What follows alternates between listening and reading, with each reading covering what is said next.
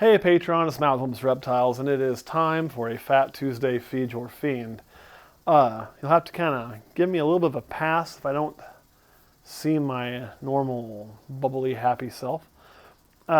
Reason being is, well, K-State played today and they won, so that was really good. And then we came over here to do this, and checking things from last night. We had one little baby that was going south, and you're going to have some every year. This year just seems like it's been a little bit worse. I don't know. Maybe it's because the caramel clutches that are out of our control. Maybe it's just because the ones that have gone south on us are ones we were really excited about, like the killer zebra bee and other things. And we had one that wasn't doing well. And you always have a few slow starters, and you always have a handful, at this level that are not going to make it. And it sucks every time. It just seems like I'm actually have to run the numbers. I'm just going to sit down tonight when I get home and look at them to try to see if it is different or if it's statistically significant different. And again, that's part of just me personally trying to grow in what I do. Not so much from the money aspect. Yeah, the money is an important aspect of a business, but from the fact that, from a normal to the top end one, these are animals, and I owe it to them, right? I owe it to them to do the best that I reasonably can.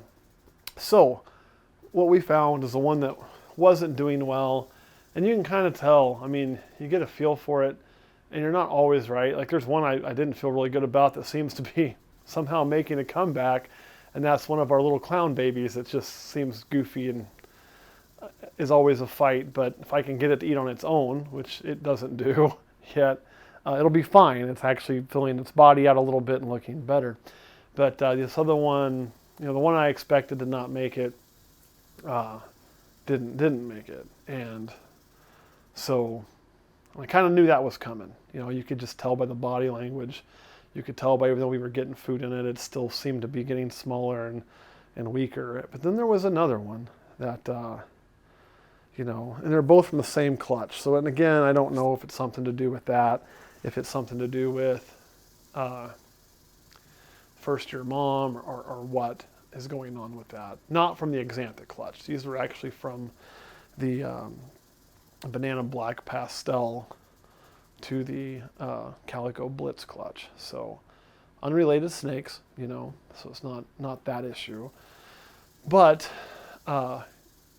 one that was kind of a fight. I mean, we were having to assist it. And two, the other one that passed was born in a boob egg, really, really, really small. So it was a very teeny baby out of a boob egg. As a matter of fact, when we were hatching it, Kurt was like, there's no way there's a live snake in there, and there actually was. But, that puts it behind the 8-ball in of itself. The other one was one that I did not expect to find in a bad situation. We had been assisting it, but it had been taking food. And it was one that when you would assist it, which this is always a good sign if you have to assist, you'd get that head started and you'd set the teeth and you could let go. And of course, it'll freak out for a second. Then it'd stop and then it would take it on its own. And things had been going really, really well for that snake. And then it had a single regurg. But it was small, it was born smaller as well. And so we went with an extremely small food item. And this is, because we're worried about the stomach acid mix, but we also trying to balance keeping food going in because it definitely needs that. And again, it took it with gusto. So I was like, this one's going to be okay. And I checked it today, and we got here, and it was in the process of regurging, but it appeared it had regurged and had gotten it stuck. So I got it out because it had to come out. It was stuck, and it took a few breaths, but I don't think it's going to make it. I think it's just the body going through the shutdown process, unfortunately, and that was unexpected. So that was a real kick in the old teeth. And part of it has been that the animals we've lost this year, they haven't been normal. They've been things that, as a business, we were kind of excited about, whether it was something for our growth or something that was a really cool animal that we're kind of like, man, this is a big feather in our hat that's going to go to a new home, and we know it's going to be really appreciated, and we know it's going to be shown off a lot, and we just know that this is something that we can kind of hang our hat on. And unfortunately, that ain't going to happen. And, it's not going to happen. I debated filming this, but by the time this video comes out on Tuesday, the people whose animals those were waiting on them, I've already made contact with, I've already reached out to one actually, and talked with them and discussed and handled it however they want to handle it. But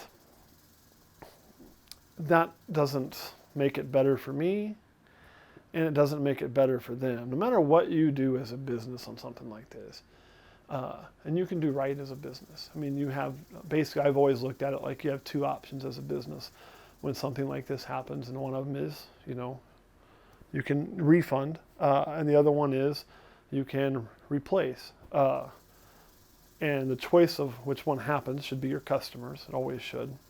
It's one of the reasons why, we always keep enough, why we don't go spin the business. Maybe we keep it in there so in case something happens, we can do that. It's part of that planning process, but it is a sucky part that you actually have to plan for that, just for that occasion. And when it actually happens, so it's not the, oh my God, how are we going to pay the bills monetary loss, but it's the loss of the really cool animal that hurts. So anyway, so I'm not my normal bubbly self. Now you know why.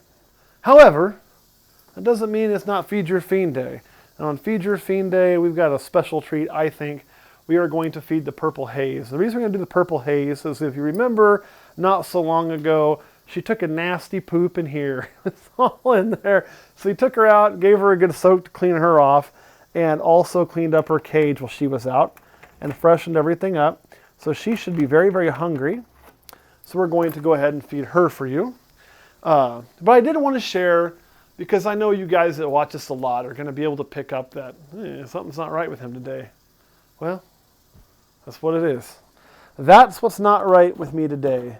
And I'll be honest, it's like I've had this conversation before. Whenever that happens, I feel like a raging failure. I mean, it doesn't matter how many successes I have, how many things I do, how many animals I produce. I'm going to just feel like a total failure for a little while.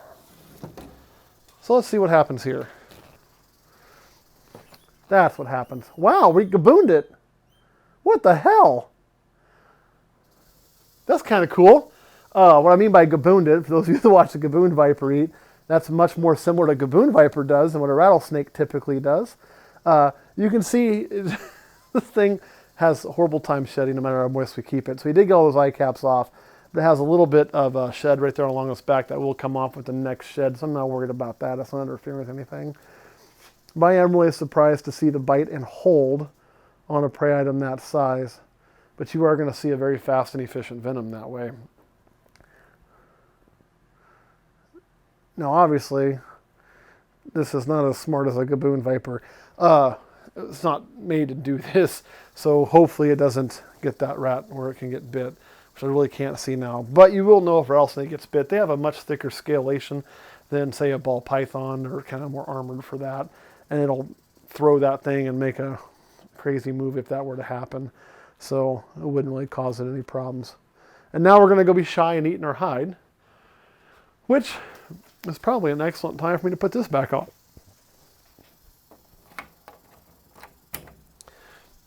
So anyway, did you kill it? Did you? Well, go eat it. Don't look at me. And you can still see we have some humidity flowing through here and things from that major cage cleaning. All right, so guys, that's really all I got. Kurt, you got any questions? Yeah, when are we going to get the scaleless rattlesnake back? When do you want to? I mean, they were about time to swap out, I think. So, well, you guys let us know in the comments. So do you think it's time for us to swap out?